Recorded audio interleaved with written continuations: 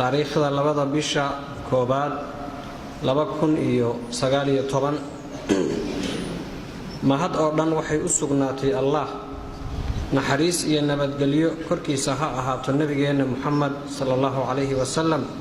intaas ka gadaal waxaan u mahadnaqaynaa dhammaan cid kasta oo ka qayb qaadatay hirgelinta nadwad cilmiyeedka sagaalaad ee ku qabsoontay magaalada Garowe muddadii u dhaxaysay 20 ilaa 25 bisha Muharram 1440 hijriyada nabiga sallallahu alayhi wasallam kuna beegan 28 bisha 12 2018 ilaa labada bisha koobaad 2019 taasoo isugu jirtay duruus su'aalo khudbooyin wacyigelin kulamo iyo arrimo la mid ah oo wacyigelin ama casharo diineed waxay culimadu ka soo saareen gunaanadkii nadwada bayaankan ka kooban 9 qodob bayaanka culimada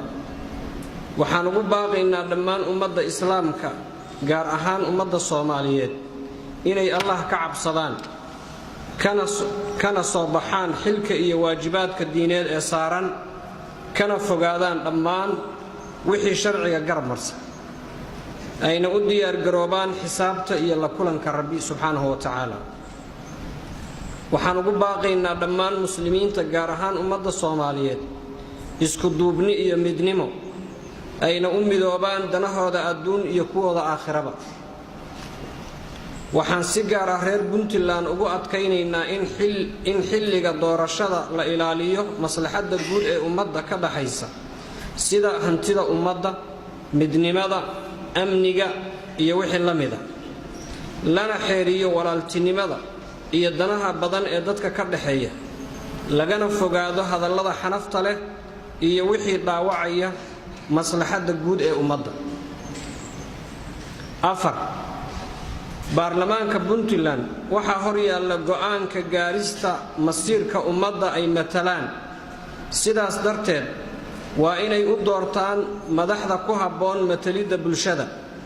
iyaga oo ka duulaya xilka ay u dhaarteen iyo xisaabta Rabbi ee sugaysa tixgelinayana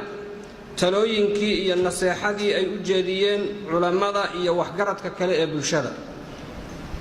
qodobka shanaad waxaan dhammaan ugu naseexaynaynaa mudanayaasha baarlamaanka iyo musharaxiinta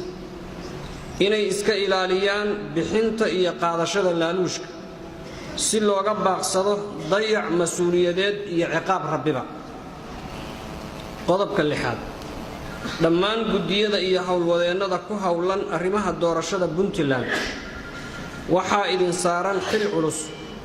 kaasoo u baahan in looga soo dhalaalo sida ugu habboon ee ka turjumaysa baahida deegaan iyo hanaanka farsamo ee loo baahan yahay qodobka toddobaad maadaama ay tirada musharaxiintu aad u badan tahay waxaan ugu baaqaynaa inay isu tanaasulaan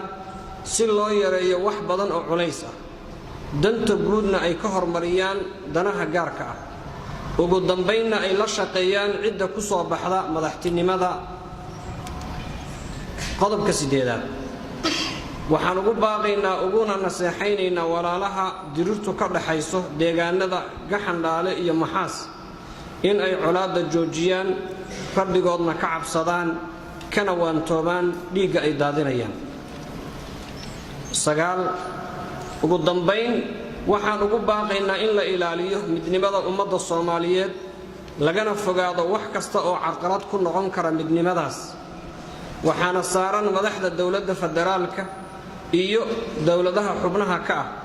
in ay arrintaas ummadda ku hogaamiyaan